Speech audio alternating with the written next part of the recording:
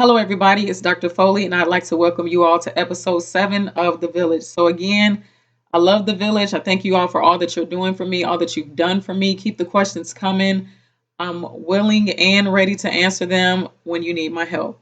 So, let's get started. So, today, surprisingly, all of my questions were about relationships. So, as I've stated before, I'm not a psychologist, but I can provide advice based on my life experiences. So, let's get the show started.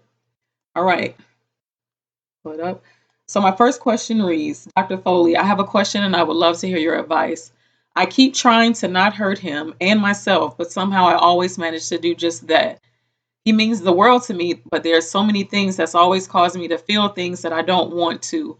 At the end, he is the one I'm trying not to hurt, but even though I keep apologizing and trying to correct my mistakes, I end up hurting him and myself again, and I don't know what to do. I don't want to keep hurting him and I don't want to lose him. Losing him is something I can't let happen. So, first, I guess I would have to ask, what do you feel like internally or externally is causing you to mistreat this person, especially if they're not mistreating you? So, the first couple of times, if you mistreat somebody because you're having a bad day or something like that, we can reference that as or refer to that as being a mistake. But after that, it's a conscious decision. And I'm not saying that this is what you're doing, but you got to be careful that you don't become used to treating him this way. So this is always why you treat him this way. So if this person is not mistreating you or doing you wrong in any kind of way, I would suggest that you sit down and really evaluate his value in your life, because if he was such a bad person and you didn't want him there, that would warrant the mistreatment. But because based on what you've written, he doesn't seem to be that kind of person. I want to say that I believe that it's something that you may have going on internally that you may indirectly be taking out on him, or maybe your issues from your life right now are just overwhelming. He's the closest person to you.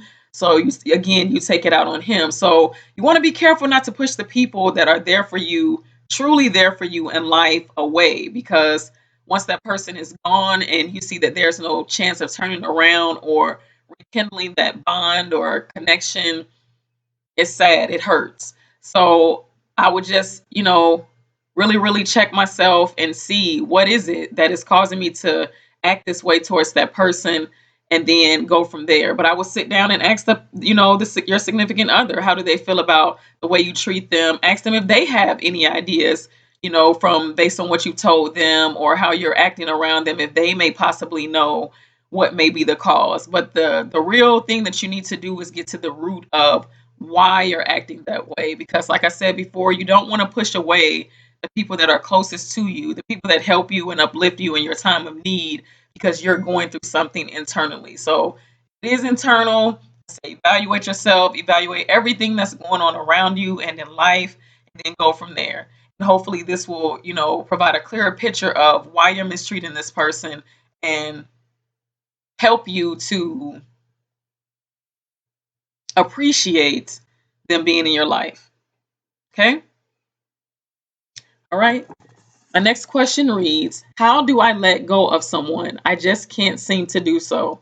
So I guess my question would be, why is it that you want to let this person go? So if you know a person is not good for you, or if they've hurt you or damaged you in a way where, you feel like it's affecting your self-esteem and different things like that, you have to find a way to let them go. So that may mean getting rid of all memories, pictures, maybe letters, emails, anything that remotely relates to that person.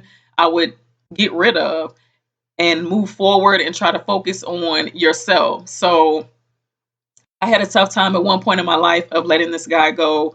And one day I just had to wake up and say, it's time. You've hung on to this for so long. It's not going anywhere. This is not healthy for you. So it's time to let go. So you all have to understand that there's nothing more powerful than a changed mind. So once you change your mind about leaving that person, or, continuing a relationship or whatever it is that you all had, you're saying you want to let it go. So to a certain extent, it wasn't healthy. You have to just do that, regardless of how much it hurts, how much difficulty it may pose. If you know that it's not healthy and it's causing you to spiral downward, you have to let it go. So like I said, all memories, anything that remotely reminds you of that person, you may just have to get rid of for the sake of your sanity. And be sure that you're not just holding on to something that wasn't anything in the first place. So you want to make sure that you clear out all those negative people, even if it was a guy, a negative person, or someone that didn't treat you well. Remove those people from your circle so you can continue to move forward and prosper. All right. My next question, it says, Dr. Foley, I am a virgin and have been with my boyfriend for 3 months. As of late, he has been mentioning that he loves me and that I should show him how much I love him by having sex with him. I am not ready, but I'm afraid of leaving him or losing him. What should I do? So let me say this. Sex is a very, very important thing. Sex should be with someone, especially your first time. So to all my ladies of the village, know that once you lose your virginity, that's it. Your virginity is gone. So that first time with someone, you definitely want to be ready. You definitely want to make sure that it's a special moment and it's something that you're willing to do, not because you're being pressured by your significant other. Now, I personally feel like if he loves you like he says he does, even after 3 months, he'll wait, because like I said, that's a sacred thing. It's important and it's something that should be shared between two people that are in love, that have a future, different things like that. Now these are my thoughts. I'm not a psychologist, but I do believe that losing your virginity is something that's sacred and special, so you need to pick and choose wisely as to who you will choose to do that with.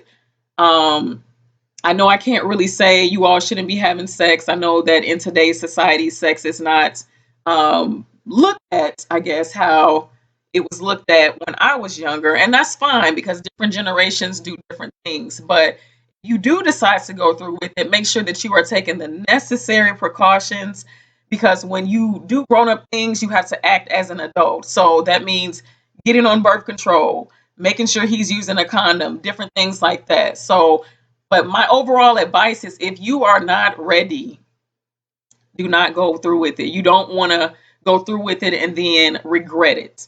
And I know some things in life we're going to regret anyway, but that's a big thing to me. So you want to hold on to that for as long as you can, because as stated earlier, once it's gone, it's gone. And if he loves you like he says he does, you shouldn't have to prove your love to him by having sex with him. Your friendship and the bond that you all have without that should be enough until you're ready.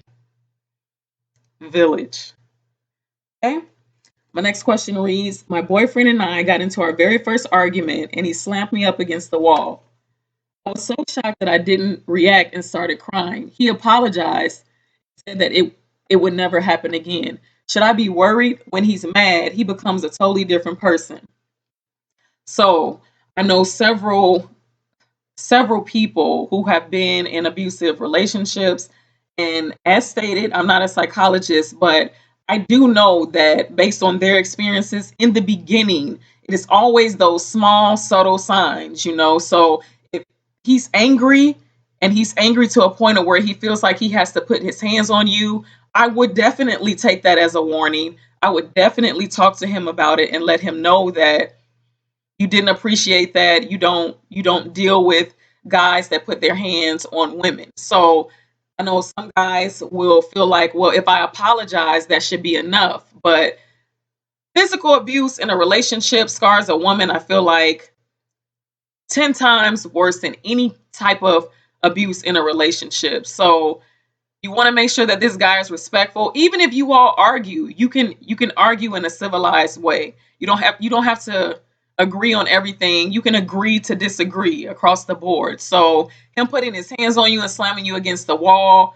I would take that as a small warning. I'm not saying look into it, but I would express to him that that is something that you don't deal with or don't desire to deal with, because at a certain point you'll be in the relationship, and if you all get into an argument, you may be fearful of that, and then you become scared, and you never want to be in a relationship where you're scared of anyone. If anything, this guy should be uplifting you. Like I said, it is perfectly okay to agree to disagree, but the physical violence, that's not really necessary in any case, in my opinion. So, as I stated before, talk to him, express to him that that is something that you will not tolerate, and you would rather function in a more healthier relationship. So I know several women, you all, who have been in abusive relationships, and it's not a game, it's not anything to play with. So if you see those warning signs early on, you need to catch it, deal with it, and then move forward, because you don't want the guys to feel like, oh, this is okay, or that because he expresses himself that way that it's okay, because it's not okay. It's not okay, because that shove can turn into a punch. That punch could turn into God knows what. So you want to nip that in the bud early on. I don't ever want you to be scared in your relationship. Talk to your significant other, let him know, and keep moving forward.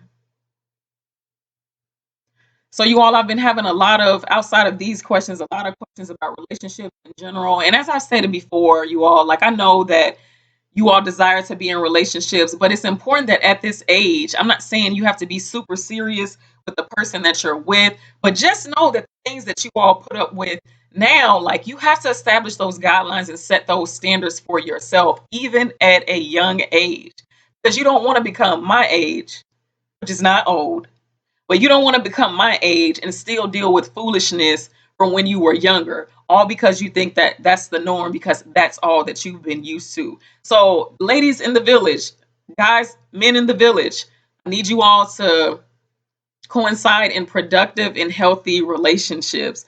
And if you're doing other than that, that's a relationship that you definitely don't want to be in. So, the pressuring of about sex, I get it, but at the end of the day, again, those things really don't matter in the big scheme of life. I know it's a part of life, but it's not the biggest deal breaker in life. So, healthy, productive relationships, people, that's what we deal with in the village. Set those standards for yourself, ladies, because if you don't, no one will. Same thing with the guys. You have to set standards in your relationships as well.